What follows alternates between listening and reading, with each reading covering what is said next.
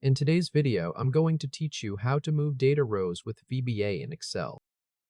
Let's get started by opening Excel and loading up the workbook you want to work with. Once your workbook is open and you can see your data, we're ready to head into the Visual Basic Editor. Press Alt plus F11 on your keyboard.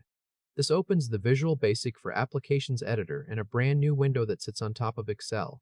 Look over to the left side of this new window, where you'll see the Project pane. Find your workbook name in that pane and right-click directly on it. A context menu will appear, and from there, hover your mouse over the Insert option. A second menu will slide out, and from this menu, click on Module. This creates an empty code window on the right titled Module 1. Now, click inside that empty Module 1 code window so your cursor is active there. Paste the code that you see on the screen. I've provided this code in the description below, so go ahead and copy it from there and paste it into the module window. Once the code is in place, press Ctrl+S to save. Excel will pop up a message saying that VB projects cannot be saved in a macro-free workbook. Click No on that prompt, which will open the Save As dialog. From there, choose your save location and click Save. Next, press Alt plus F11 to switch back to your worksheet. Click any cell in row 3, which is the Fix Log and Bug row. Now press Alt plus F8 to open the macro dialog.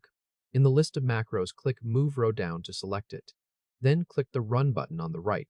Take a quick look and confirm that Fix Log and Bug has now moved down into row 4, while Update Docs has shifted up to take its place in row 3.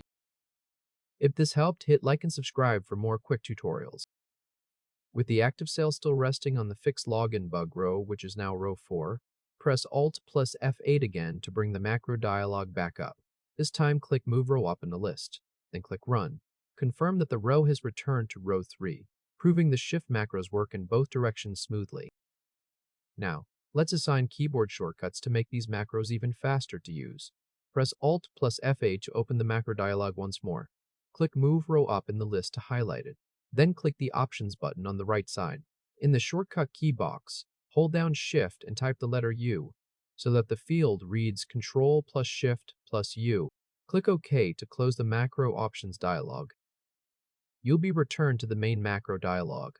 From here, click MoveRowDown in the list, and then click Options again.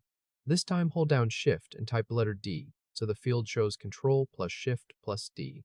Click OK to confirm, and then click Cancel to close the macro dialog completely. Time to test out those shortcuts. Click any cell in row 5, which is the Redesign homepage row. Press Ctrl+Shift+U twice in a row, and watch as the row shifts upward 2 positions, landing in row 3. Now press Ctrl+Shift+D once, and the row will move back down to row 4, exactly where we want it.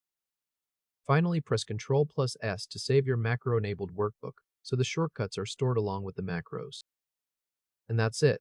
You now have a macro-enabled workbook with 2 macros, MoveRowUp and MoveRowDown, that shift the currently selected row up or down by 1 position. Each one is bound to a keyboard shortcut, Ctrl+Shift+U and Ctrl+Shift+D. Selecting any cell in a row and pressing the shortcut moves the entire row, including the data and all its formatting, without any manual cut and paste work needed. Thanks for watching, and I'll see you in the next